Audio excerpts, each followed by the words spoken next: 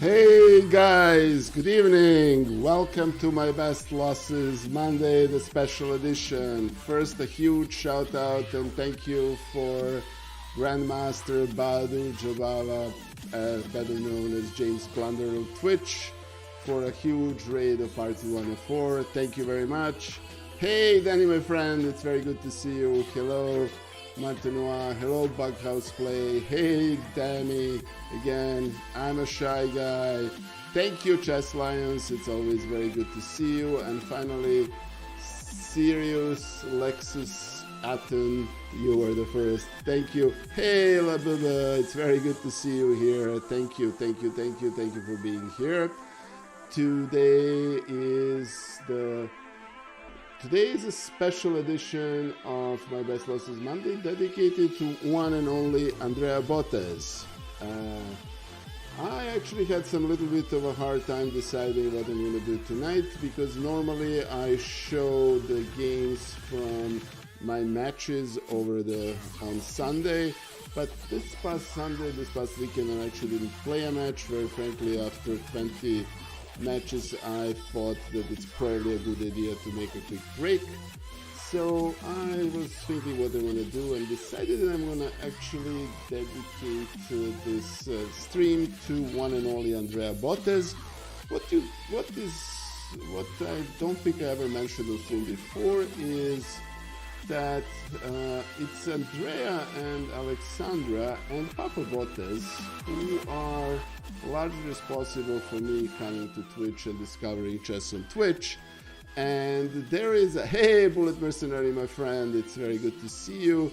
Please, a big shout out to Bullet Mercenary, who is a great chess player, a great streamer, and a great friend. Give him a follow and please check out his channel. He's a great guy, and he has recently started streaming, and we can only use more streamers like him. So I decided that I'm gonna show you three games that I played over the past maybe a year plus, a few months more than that, with Andrea Botez.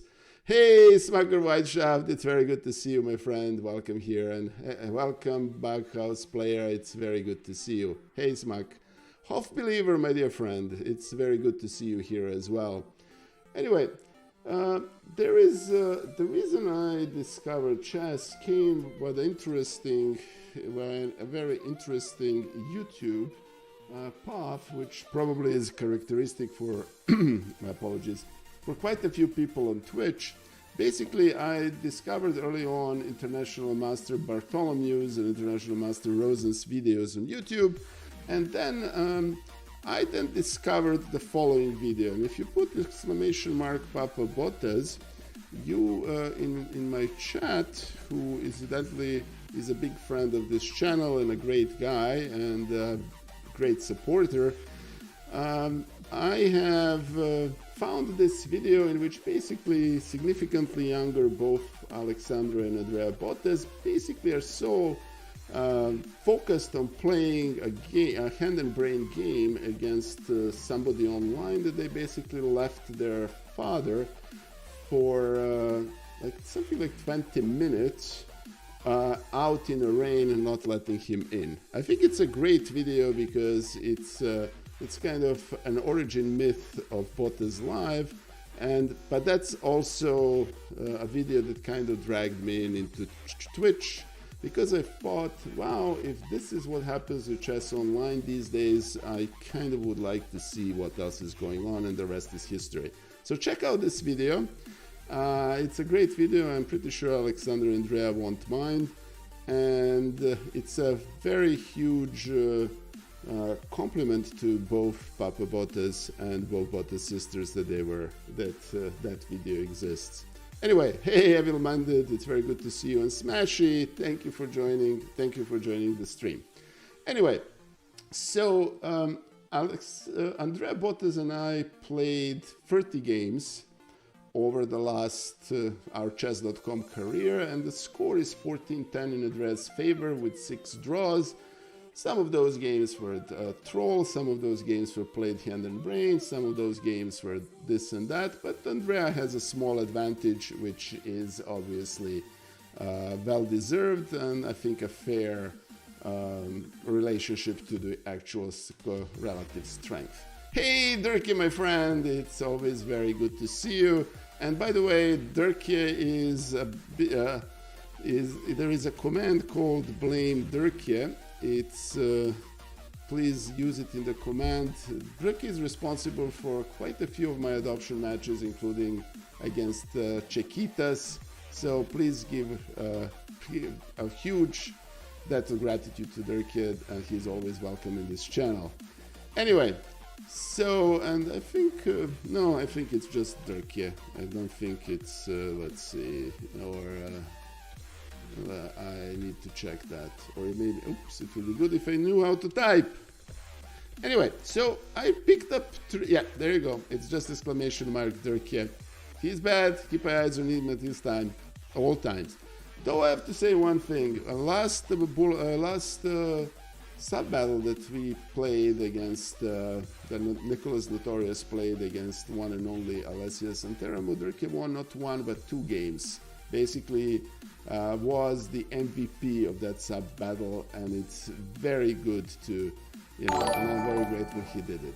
Hey, Lipan Peppa, thank you for the follow, that's very greatly appreciated.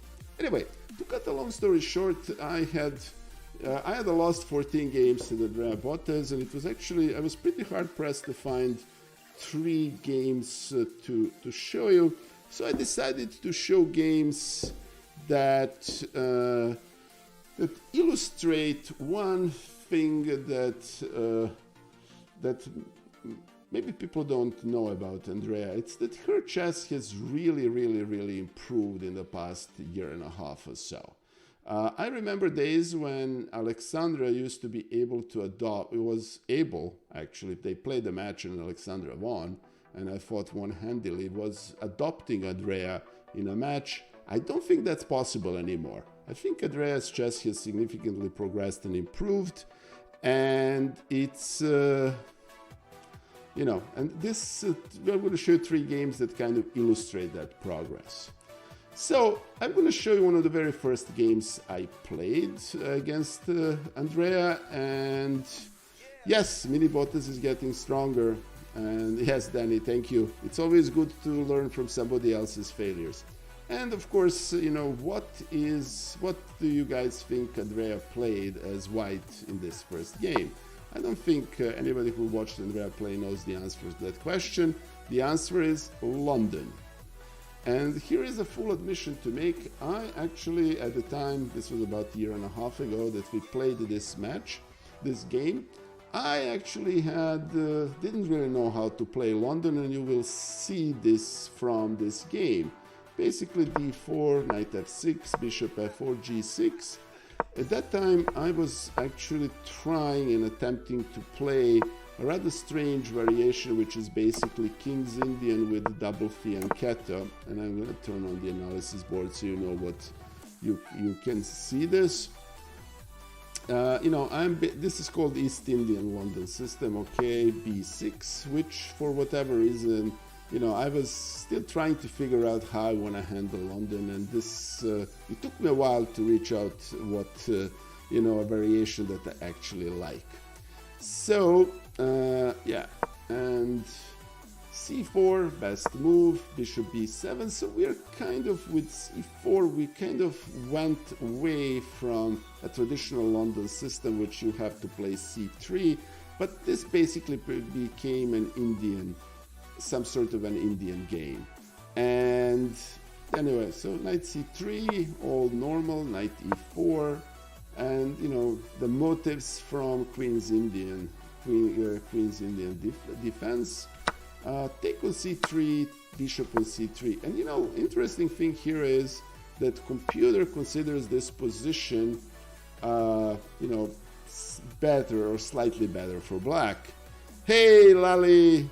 Oh, yes, I lost actually quite a lot of games to Andrea, Lali. Andrea leads our lifetime score by 14-10 with 6 draws. I lost quite a lot of games against Andrea. Yes. So, picking 3 was actually difficult. I lost 14 of them.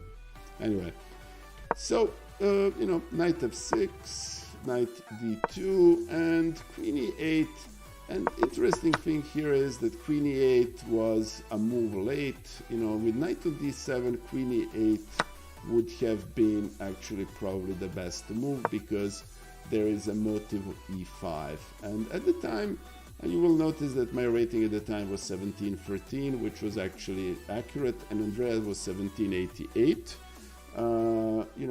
I really didn't know how to handle these positions. So in many ways, this was an experiment. Anyway, so knight f6, knight d2, queen e8, which is a perfectly fine move. At any moment, black should play e5. The plan here is to play e5, rook d8, and this is basically an equal position from as far as black is concerned. So after bishop f3, which is a very good move because this bishop is fairly strong, we played takes on f3, takes on f3, and then c5, which is a normal pawn push in positions like this if especially e5 is not really available, and it really is not available in these types of positions, especially with knight on e3 and f4. What I was the reason I played like this, very frankly, was not knowing London theory. I kind of wanted to take it away from theory because I had no idea about the London system. When I was studying opening back in the 1980s, London system didn't really exist at the time, and it was I was trying to kind of get away from theory. Thank you for the follow, Luciano Bendetti. It's very good to see you. This is played on chess.com, on the chess.com website. So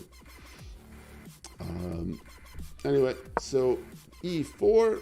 Hey, Botez live. Very good to see you. Thank you for joining the stream. It's very good to see you here. Thank you. Welcome to the stream. Anyway, so after e4 and knight h5, this is a borrowed idea from King's Indian. It's actually, I think, a pretty good move. Bishop e3 and e5. E5 is probably not the best move in this position. f5 was probably better, and the idea was to try. My idea with playing e5 was to try to play this as a King's Indian defense that at the time I played, and I still play against quite a lot of people. Oh, and about this live, the command in chat is actually adopt. So my next match, and let me put that in so you can see, my next match is against WGM Lara Unuk from the Slovenian WGM, member of Chiquitas. I think I played matches against both Lara and Thea, so I think the last Chiquita I have to play with is saludos Luciano Bendetti, saludos desde New York. It's good to see you in the stream. Thank you for joining. So I'm playing the third Chiquita on Sunday, and I'm going to be very hard pressed, I think, to avoid adoption. Laura is very strong. E77CW, I grew up in Serbia. I grew up in Belgrade. I've been living in the United States, in New York area for the past, I guess, almost 30 years. So, but I grew up in Belgrade. Yeah, about this live, is there a WIM? I think, oh, I didn't know that. I thought she was a WFM. She's gonna kill me. I'll figure it. Naravno, ja sam naše gore lista, odrastao sam u Srbiji. Puno pozdrava, E77 CW. Anyway, to get back to the game, I was actually pretty happy with this position. I thought that I kind of avoided pitfalls of playing London. And on top of it, I thought that I had a pretty decent position. On top of it, this is a position I'm reasonably familiar with. So, you know, f5, continuing the motive with King's Indian, and here f5 also takes advantage of this Queen d2 move, which is a little bit clumsy. And the reason it's clumsy is that really Queen d2 prevents Bishop d2 from escaping backwards. And if White were to play, you know, Bishop h6, and I'm actually going to show the line, that's actually really not good for White because, you know, after f takes on e4, which actually is the best move in the position, you know, this knight is under attack, doesn't really have a good place to go because knight g5 obviously doesn't work because of bishop to h6. And in many ways, you know, White is here on its heels. So after f5, Andrea actually took, which is a perfectly fine move. And I took with f pawn, again continuing the King's Indian defense motives in the position. And this is where things got a little bit wild.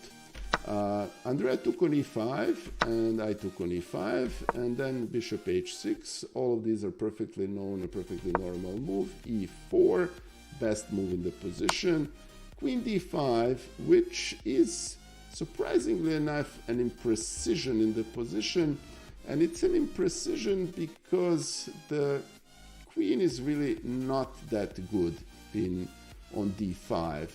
And the reason it's not that good is that, you know, it basically gets the king where the king already wants to go. The plan here for black is to basically play something along the lines of king h8, rook g8, and apply pressure on the g file, and, you know, get rook f to f7, rook g7, bring the other rook over, and, you know, this at some point is going to tell. Not to mention that, you know, this knight on f3 is still a subject to attack that, you know, and doesn't really have a good place to go, because if it goes to d2, it's blocking the queen. If it goes to h4, and that's actually the missed opportunity for me in this game, knight on h4 looks nice, but it's basically trapped because it has no place to go back. And that's the missed opportunity for me in this game. Anyway, you will see that very, very soon and very quickly. Hey, 2511, it's very good to see you. Thank you for being here. It's very good to see you. Anyway, all right. So the game continued. King h8, which is the best move, and then after bishop g7, knight g7. Which is also the best move. Basically, this knight is still under attack, and black gets the exposed knight away, reinforces the f5, prepares rook g8, and it's starting to be a pretty tricky position. On top, and there is another motive in this position. After a natural move, like something like knight d2, and I'm actually going to show you the variation here. After knight d2, rook d8, the queen is, for all intents and purposes, trapped, and not to mention that it can't really defend the knight. So black would win here by force, and if the knight goes to h2, that poses the same problem, because after rook d8, queen b7, queen f7, and queen a6, you know, the queen is completely out of play, the knight is out of the play, rooks are underdeveloped, and you know, all black needs to do is to pour its heavy artillery on the g file, and we are, you know, and black is winning. So this didn't happen in the game, but, you know, because Andrea basically played knight g5, which is an excellent move, and after knight g5, rook d8, still the best move, still posing trouble for the queen, queen b7, rook d7, which here is inaccurate, and it's inaccurate because a very simple move, h6 here, would have won the knight. And, you know, this is one of the reasons yours truly is at the time and actually still is losing the games. Hey, Boss Sovietica 94, thank you for the follow. That's very greatly appreciated. Thank you for joining the stream. So I tend to miss these tactical opportunities of that kind. In other words, you know, h6 would have basically trapped the knight. But anyway, I don't think rook d7 still completely loses the advantage that black has in this position. So after rook d7, queen c6, best move. Rook d3 is now already a fairly significant mistake because it creates tactical opportunities for white. And also this knight that was basically trapped after h6 now has a way to escape while f7. And that's, hey, Megamaniac, my friend, it's very good to see you here, my friend. It's very good to see you. And yeah, unfortunately it didn't reach the end game, Botez live. It only lasted a few more moves. So after queen h6, which is a obvious mate frat, it's a perfectly fine blitz move. Queen g6, queen h5 would have actually been better. Andrea played queen h3, and yours truly, for the umpteenth time, actually missed the opportunity to finally trap this knight with h6. I'm still, hey Megamaniac, it's very good to see you. I'm doing good, my friend. I hope you're doing well as well. I'm showing some games that I lost over the past year or year and a half against one and only Andrea Botez.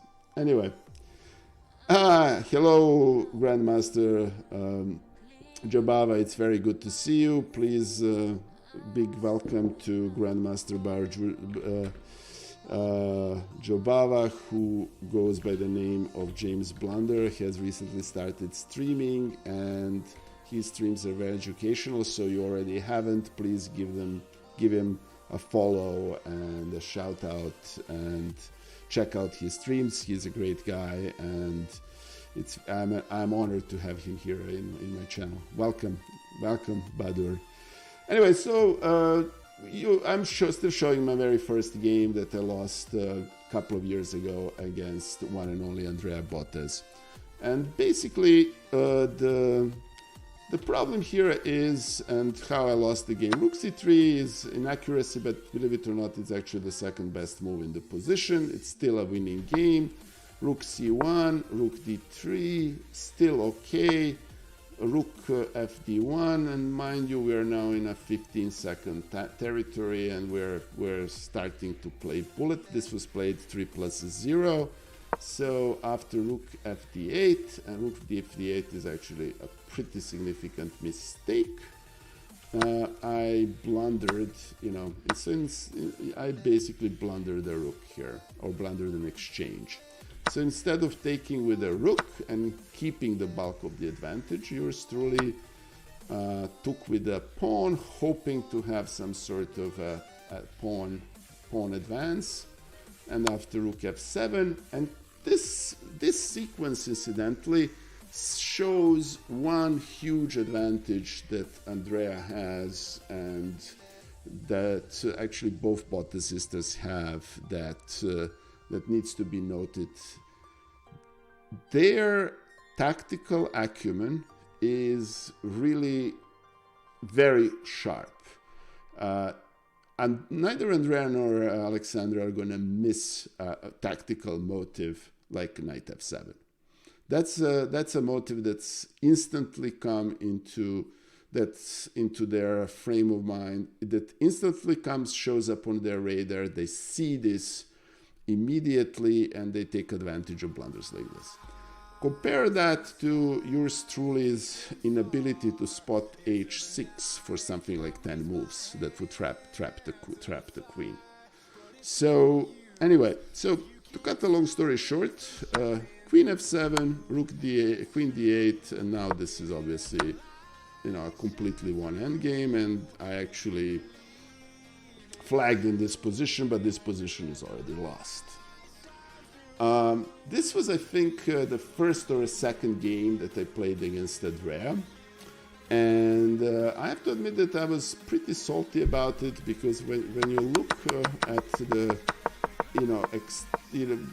the sum total of the game, outside of missing that h6 motive, I actually played fairly well. And I almost trapped the queen. I generated chances. I was better. I had a winning position, and and there you go. Yes, Botez, I have a clear task, do more puzzles. Exactly. And I'm actually working on that. Mind you, but I have to make an admission. I have lost quite a lot of games against Andrea, in which, report looks basically like this, in which it says one player was winning but then gave it away. And, it is what it is. And I have to make a couple of admissions. Playing this line with g6 and d6 and b6 against London, I learned from this game that actually is not my cup of tea, and stop playing it. Yes, evil-minded. Thank you, I appreciate that. I played well. It's it's there. But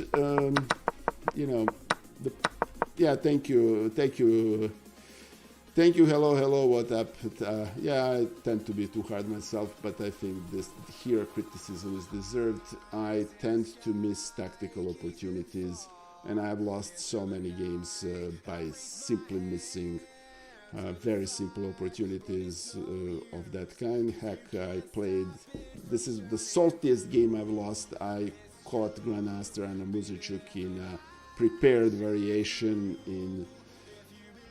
and I had something like +7, and they blundered the mate in 2. So anyway, hey Backhouse, it's very good to see you. I have actually Botez live. I've after this game, and I have to give Andrea credit. At least I played 15 black games against her or so on. And then mostly have been London. I have learned how to play against London myself. And actually, speaking of Grandmaster Jobawa in chat, if he's still here, I actually started fiddling with playing Jobawa London myself. I haven't really played it that much, but I'm looking forward and I'm gonna start playing that. That looks like a great opening, and Grandmaster Raditsky plays that a lot. So I'm, if it's good for Daniel, it's good enough for me, and it has all sorts of tactical opportunities. Let's give credit where credit's due. It's the games lost like this that taught me how to play against London, and I ended up winning quite a lot of games in London thereafter. So anyway, my best losses, what can you say? All right, so to go back to, this is incidentally was done about a year, maybe 15 months ago, and I was 1714, and Andrea was 1788. I think we both reached 2000, a year later. And I'm going to show you a game that we played 6 months later. And this illustrates another opening that Andrea plays a lot. And for the record, just to illustrate Andrea's openings, I mean, everybody who has played, watched the channel, played against Andrea knows that Andrea basically plays, Sicilian accelerated dragon as black against e4. She also plays London as white. Her opening repertoire is fairly limited in terms of scope, but in terms of depth, Andrea has a great understanding of those positions. Anyway, so to go back to the game we played a little bit later, we contested the game in Accelerated Dragon. And I'm gonna give you the analysis channel. I have to admit that I really did not know, and it took me until my co-stream and lesson with Danya to recognize what variation I want to play against Accelerated Dragon or Hyper Accelerated Dragon. I tried quite a lot of variations. I tried to play, which is what I played here, to get this into Marazzi bind. I also tried playing, and this is actually a common continuation here, to play Knight C2. The idea of Knight C2, incidentally, is, and I'm going to actually show you the line, you can play this, it's a common book move. The idea here is that the standard plan for white in Marazzi bind is to play A3 and B4. Okay, and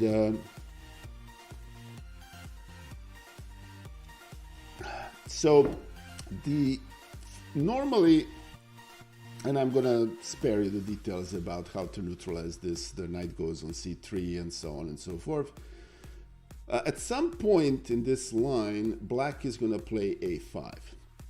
And if you put knights on C2, that knight has a very good advantage, and that's the zen on this position, to play knight A3 and then knight B5. And then on B5, because the pawn is A5 and there is no C pawn, that's a weak spot, and for you have that great square for the knight forever. And from there, that's, it can reinforce the knight, potential knight on D4. It obstructs black. It controls quite a lot of dark squares in black's position. And I like that line for quite a long time. And actually, I've won a couple of games against Andrea using that line. I have since switched sides, and I basically play bishop e3, bishop e2, castle, and then try to play f4 and b4. So, it's basically something along these lines. But that was a line I used forever. I wasn't familiar at the time with this line, so I decided that I'm going to try to transition this into a normal, traditional dragon, and I'm going to play Yugoslav attack against Andrea. And Boa Sovietica, that's good to know. There are games from Zaga and the Zeri chess, but at least always with black. Okay, that's good to know. Thank you. I always liked playing Yugoslav attack, so I decided that I'm going to do this. But I'm going to play it combined with some sort of a traditional Marazzi bind. So anyway, f3, and for the longest period of time, and I'm sorry I misspoke, this is not Yugoslav attack, that relates to another game that I elected not to show you guys. I thought that the strongest position for white is to basically play b3 and f3, and I've since learned that actually that's wrong, that the strongest position is to play try to prepare for f4 and play a3 b4, and with those two moves white has a huge advantage in space. And yeah, hello, what up? I have to say I like oh, thank you, Boa Sovietica. Yes, I am pretty positional player, or I play very sharp continuations. I have a very hard time with kind of tactical positions, but not heavily tactical positions. Those I like. I prefer, but when it's kind of medium tactical, I have trouble with those games. Anyway, to cut a long story short, f3, bishop d7, this is all standard theory, a3, and, rook c1, all normal moves. Knight e5 is actually not the accurate move in this position, because, white doesn't need to defend the pawn on c4, it has knight d5, which indirectly very effectively, defends this pawn on c4, and also there is always now a motive of playing f4, and basically white gains the tempo. Taking on d5 is not a good move. Taking on d5 again, queen a5, and then here is where things start, if you want, getting south for me. I wanted to play this position in the same way that I would play some sort of Yugoslav attack, or maybe exchange queens and take advantage of this rook c1. And as I think you guys have watched me watch these streams, you know that I have always berated myself from have bias towards oversimplification. Easy way to basically to win this. And again, f4 basically traps the knight on e5, because knight e5 doesn't really have anywhere to go. And again, this is a motive that as I was looking at these games in preparation for this stream, I missed the opportunities to trap Andrea's knight in quite a few games, actually, including some that I have won. But yeah, knight on e5 is basically trapped. And knight on g5 in the previous game was trapped. And I'm not sure about the last game I'm going to show you on stream, but there we go. Anyway, so cut the long story short, instead of playing f4, which would have been a winning position, I'm playing queen d2, which is actually not a good move. Queen d2, and here for once, and I have to make a note of this, because that doesn't happen often. Andrea actually has a very beautiful tactical stroke that basically emphasizes her advantage. It's basically to play knight d3. And knight e3 is a different move to counter, because, white needs to take, and then after bishop takes on d4, black is actually better. And it's better because bishop on d4 is much better than the bishop on d2, and this bishop on d3 is already behind its pawn chain. So, okay, thank you, Boa Sovietica. That's very kind of you. I'm gonna take. I'm gonna actually take a look at that. Interesting against the hyper-accelerated dragon. All right, that's good to know. Thank you. That's very kind of you. Very grateful for that tip and all the other tips in this channel. That's good to know. All right. So to go back to return to the game, Andrea actually missed this for once, and then she played rook c8, and then takes. We are exchanging rooks, and this is now a pretty much 25-11. I think you are higher rated than me. I don't think you are. I think you are. I would be more than welcome. I would be more than happy to get tips from you. So I don't think I'm much better for you. I think you're higher rated. Anyway, but thanks. That's kind of you.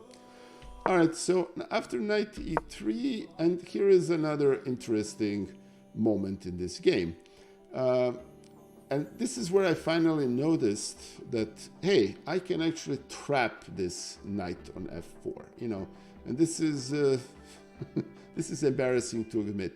I finally seen that, I can actually trap the knight. That knight has nowhere to go, so I played h3, which is the best move in the position. Andrea actually plays king d8, and then I play f4. And, took only 10 moves for me to notice this, but and here is, if you want, a crucial position in this game. Black knight is trapped, and black knight basically has nowhere to go. So what Andrea did here, and that's actually a very, very impressive resource that she found, she played bishop h6, that I have to admit I actually didn't see in the game. That's actually easy to counter by playing, king f2, playing knight c2, or playing, many characteristic resources here. But yours truly actually made a silly, unnecessary blunder. And, after spending, and look at this, I actually spent almost a minute on this move. I blundered a pawn, and I played g3.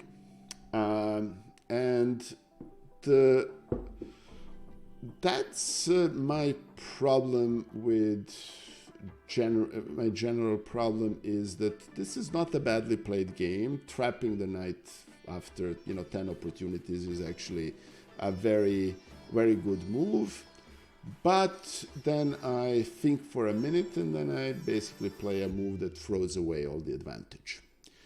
And that happens to me a lot, and I'm working on it, and I think I have actually improved myself.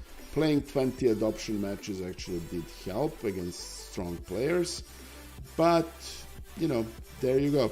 So after bishop h3, now knight b3 is not even the best move. I needed to play knight c2 and bishop g4. And the rest of the game is instructive because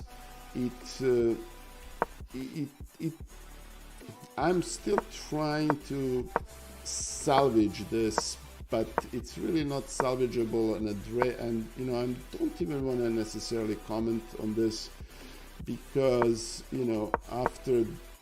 after a few moves, I actually made yet another blunder in which I blundered the piece. I was assuming that I can somehow take advantage of two passed pawns. Hey, Backhouse Player, it's very good to see you. Thank you for being here. And this is how this game ended up in my best losses. In other words, I'm losing all my pawns. And on top of it, if Andrea somehow didn't have this knight on h5, this would have been, it would still be a easy defeat, but there you go. So what is the takeaway from this? And this is why I'm showing you here. And I've lost so many games like this against not just Andrea, but also Alexandra. I have two problems in this. The problem here is that, I have moments that should better be forgotten. This G3 is a perfect example. And on top of it, my resiliency at that time and even now, in other words, once a well-played game goes south, I do not have the resiliency to fight back. And that's something that I am, defending an endgame being down a pawn is pretty hard with shorter time controls. I agree, both eyes.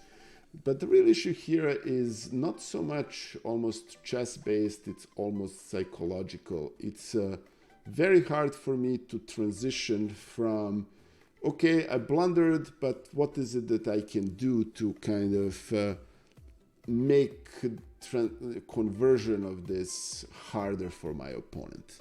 In other words, I really need to work on this psychological aspects of chess. And two problems I have that I need to work on is basically one, tactics, and two, concentration / psychology / whatever. Anyway, so those are the two takeaways. Is this that bad? It's bad.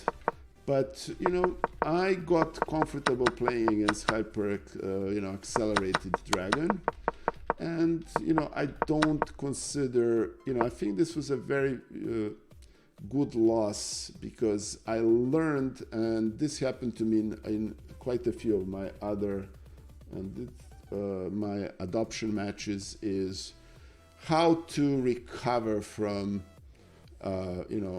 a position that went south. Forcing chess moves, yes, I heard of it. I don't have it, but my work with International Master Alex Lopez, which incidentally there is a command for Alex. We started doing Friday streams. He keeps insisting that I need to basically get some structure into my thinking about chess.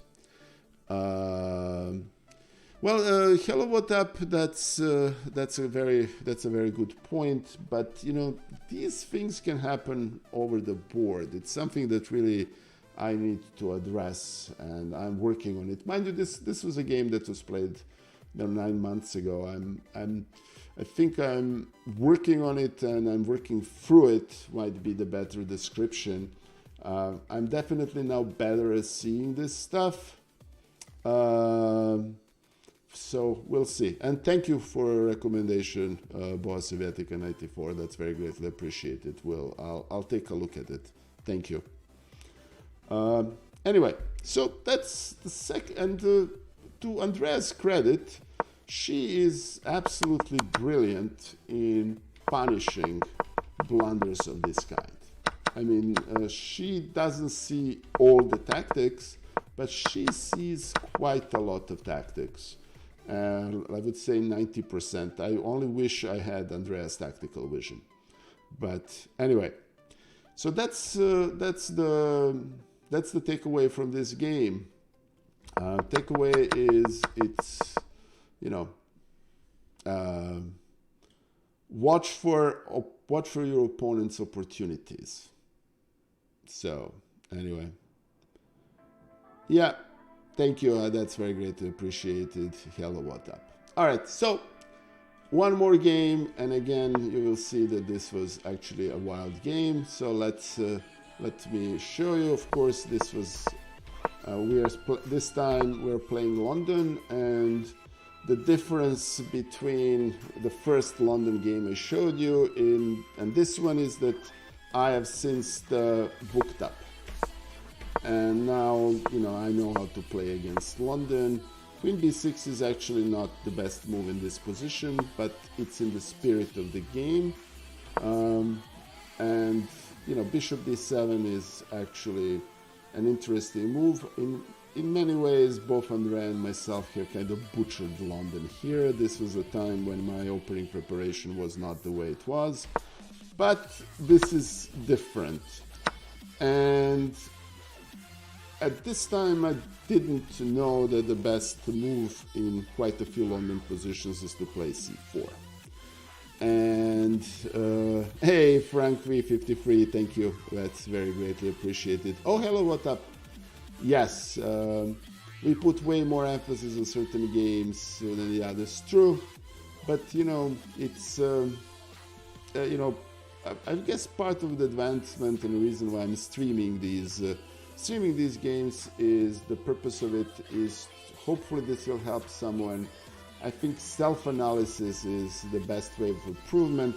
God knows I have had lots of very professional help, but great coaches and great people, not just here, not everybody. Hey, Boa Sovietica, thank you for stopping by.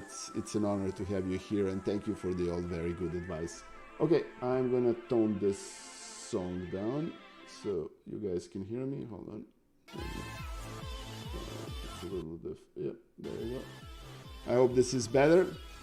Hey, Goran Zaric, it's very good to see you. Thank you for joining the stream. All right, so to cut a long story short, knight b3 is a mistake.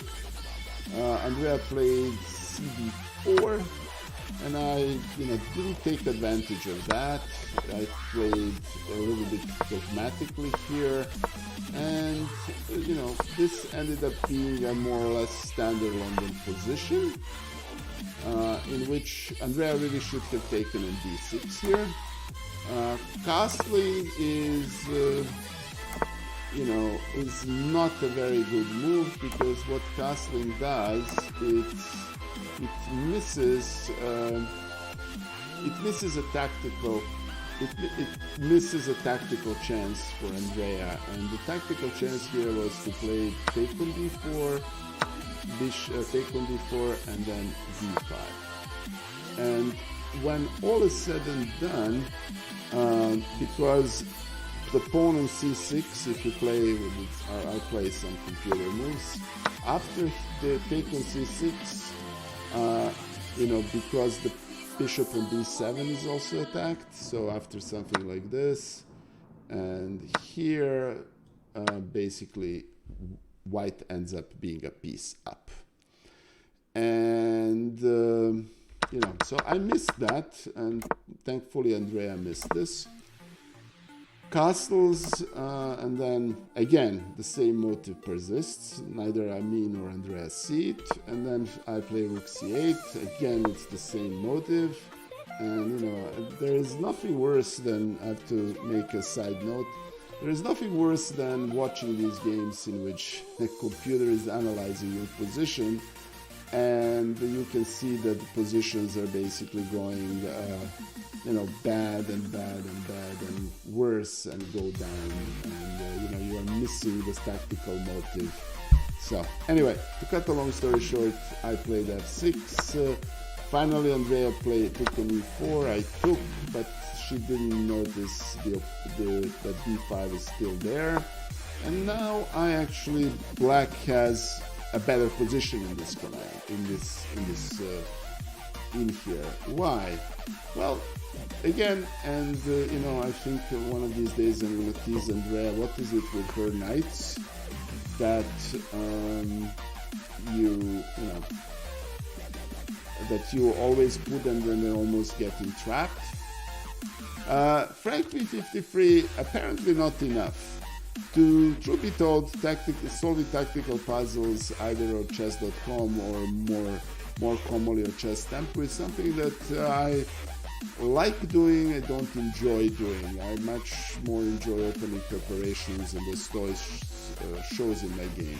I try to try to solve at least 25 puzzles on chess.com every day to the extent that my RL allows. So, but I think the answer to that is not enough, and it still has a long way to go. It has been improving, but it's not there yet. Anyway, so rook d8d1, bishop e8, which is actually not a very good move. Queen g4, which is a huge blunder, and f5. For once, I spot the relevant tactical motive, and the motive here is that after g5. The knight has nowhere to go. So, I think one of the motives in all three of these games is that I had Andrea's knight trapped, and I only managed to actually grab it once. But you will see there are caveats to that. So, I missed the fact that after bishop takes on f7, that the black king all of a sudden becomes a little bit in trouble. So I played knight e7, and Andrea then started doing pawn grabbing, and pawn march destroyed. That is correct. Andrea has. It's very good to see you. Okay, let me lower this music a little bit. Yeah, it's good. So it's, I'm a decent positional player. I'm a fairly decent attacker. But my ability to defend, especially when clock is down, is a little bit suspect. I don't really know how I can fix this. So thank you, Pawn March Destroyer. It's very good to see you. Thank you for your kind words. Anyway, this is still a wanted game for black, even after this blunder. And after d5, black is still better. And here we get into an absolute wild territory.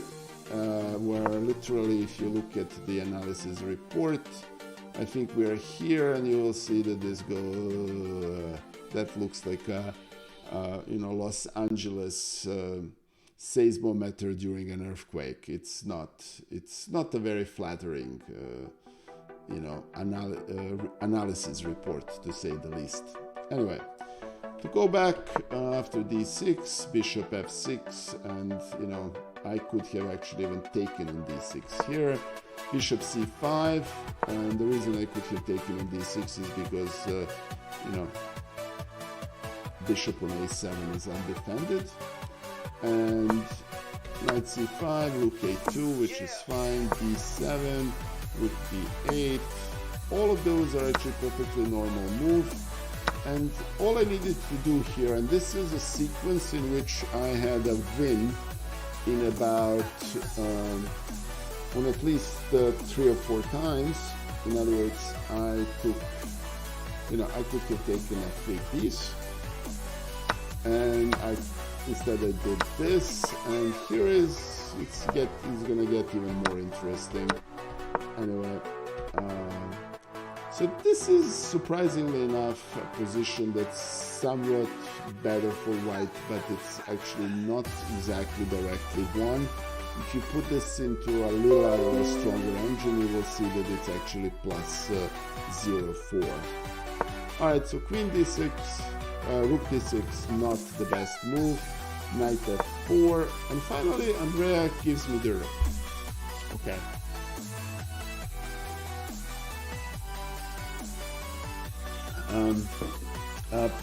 Please don't ask me why I just didn't grab the rook and won the game. But I didn't. And I didn't because I was so focused on, attacking the rook on c5. I was planning pushing with pushing bishop on b6, but then I noticed it's under attack from the rook on f6. So instead of grabbing on f6, I just didn't. Even-minded, if I knew the answer to that question, I would be, no ban. It's like, it is past centralist chess player, but the thing is, I can just take it, and, there is no white piece that can attack d8, and if I take it, what exactly, how is white going to promote? Take on b7? Well, take on b7, the rook is defending b7. Play knight e6, bishop is going to take on e6. I can even place, the line can be something like I take, and, the computer likes g3, and I can even play knight d3, which is actually not the, it's a stupid move, but it still wins the game. Anyway, to cut the long story short, I didn't take on f6. I played this. I blundered a knight on f4. However, I achieved my strategic goal, and this is actually the most annoying part of this game, is that I was basically planning from the get-go to attack and this knight on c5, and I actually achieved that goal. And after king h1, huge blunder, I missed the opportunity to, play a very simple bishop b6 move, in which case I actually have, bishop pair, a very strong pawn on e2, and, this pawn is passed, but it's not easily promoted, because it's very hard for white to get to a field when it can basically defend, push d8 and promote the pawn. Anyway, to cut the long story short, again, so instead of this, I basically played bishop e3, and I allowed Andrea to promote the queen, and the game is lost. Okay. So, the problem, the reason I'm showing you this game is not how horribly both Andrea and I played, though we both played very badly in this game. I mean, if you look at the report, you will see this, and 33.6 accuracy is really bad. But the fact that, you know, and this is something I have to work on, and here is the move. I need to learn, and this is incidentally, I'm going to give a shout out to National Master Sam Copeland. Sam Copeland has a very good series of streams in which he streams this Dvoretsky's set of puzzle that says recognizing your opponent. Oh, yeah, thank you, Farmwatch Destroyer. Very good, let me know that. In which he basically analyzes games of analyzes those problems, which Dvoretsky is basically training its pupils how to recognize opponents' resources. And I have a couple of dark spots or black spots or blind spots or however you want to call them in my chess. And that's definitely one of them. Like taking advantage of opportunities like this, you know, like playing bishop f6,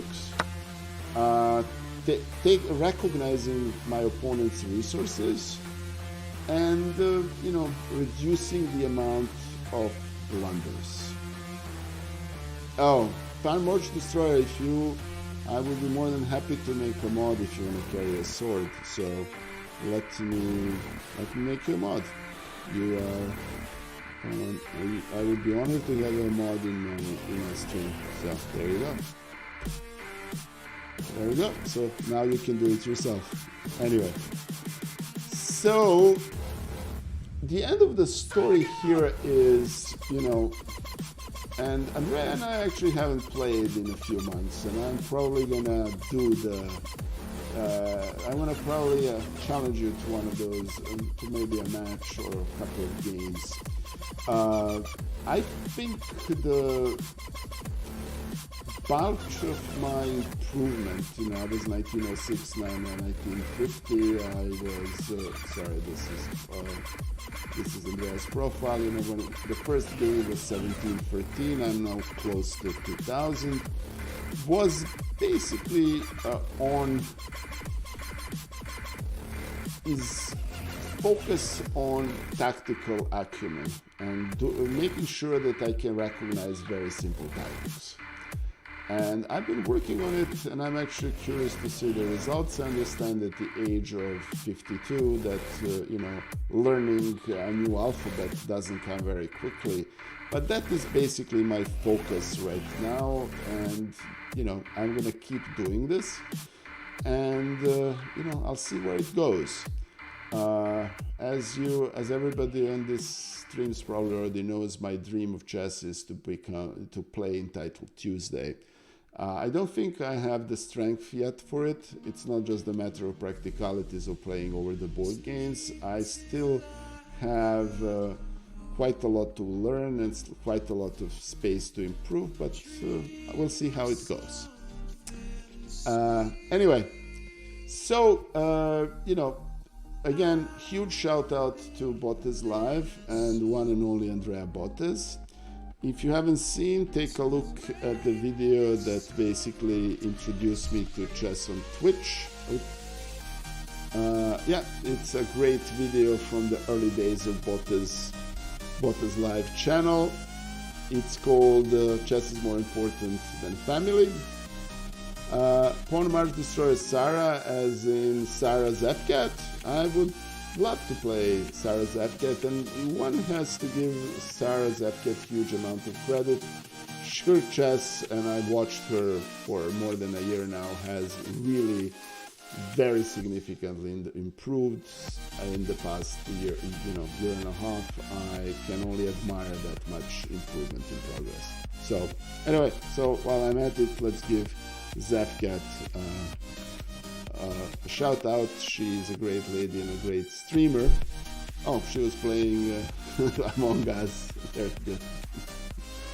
Okay, guys. So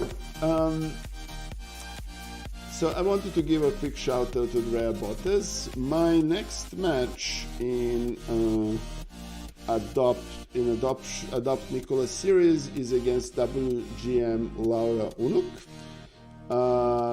She's a great Slovenian. She's a member of the Slovenian national team. I think she's the best female player in Slovenia, and we'll see how that goes. Then the week later, I'm playing I think 5 bullet matches against one and only Alessia Santeramo.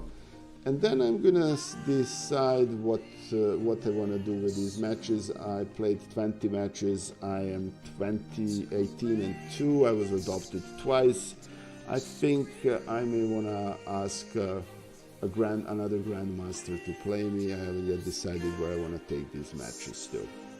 Anyway, so yes, Dirk, there is no Carmen command in this channel. No.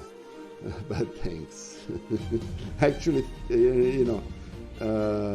yeah, I'm looking forward to playing the match against Laura. I'm actually going to troll her a little bit because she plays French, and I have a great game for everybody who wants to learn how to bust French. There is a game between Grandmaster Hikaru Nakamura and Andrea Botez, in which Nakamura basically, obviously there is a difference in skills, but he showed the way how to play against French. It was a very effective game. I wish I can show you that game here. I couldn't pull it up, but it's a great game.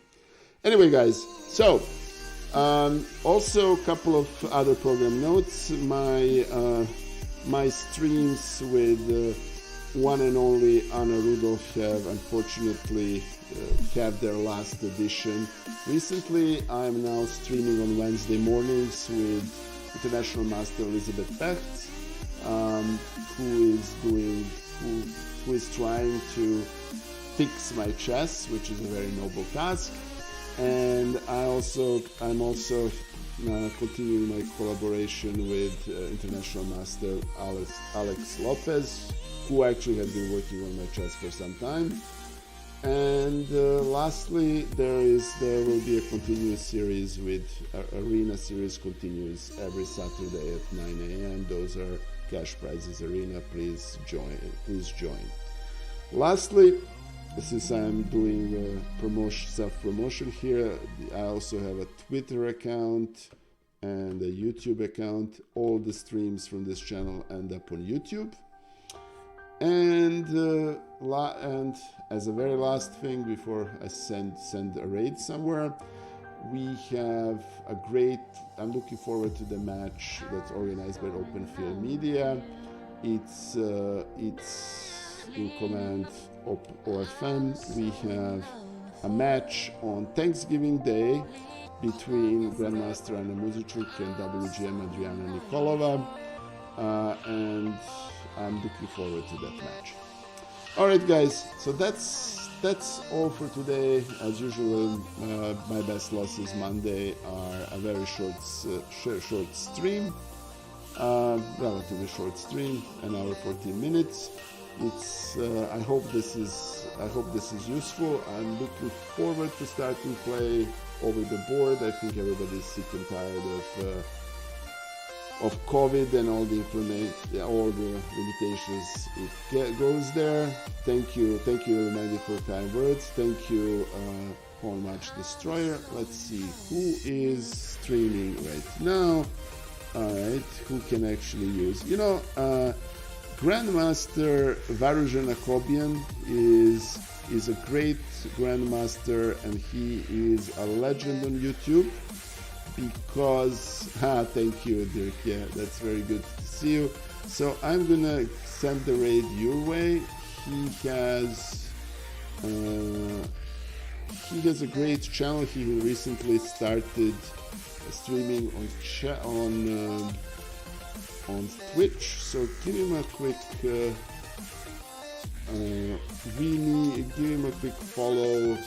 Show your support. And why am I not seeing? What am I missing? Alright, let me see. I'm gonna do this. Alright. We want more great coaches and great grandmaster like Varujan on Twitch, so please give him a follow. Alright, so let's see if... Oh, very good. So, thank you guys. I'm looking forward to seeing you on Wednesday. I will see you soon, and say hello to Grandmaster Kobian for me. It's very good to see you. Yes, he's an absolute awesome teacher. Bye guys. Good night.